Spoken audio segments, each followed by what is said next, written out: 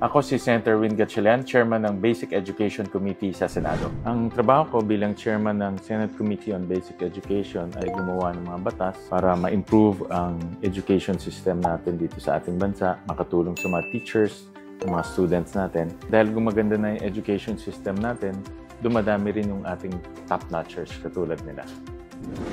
Ang pinaka-proud na batas na naipasa ko ay yung free higher education.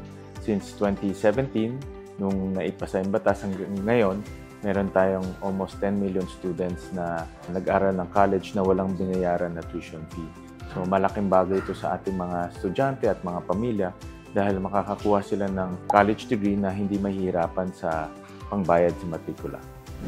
Ang tatlong pinakamahalagang batas na naipasa ko sa Committee on Basic Education. Number 1, yung Inclusive Education Law, kung saan bigyan natin ng pagkakataon ang ating mga estudyanteng may kapansanan na makakuha ng dekalidad na edukasyon. Pangalawa, Alternative Learning System Law.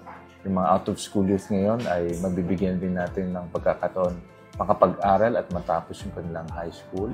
Pangatlo, yung Mental Health in Basic Education Law, kung saan pinatatag naman natin yung ating mga mental health programs sa elementary and high school.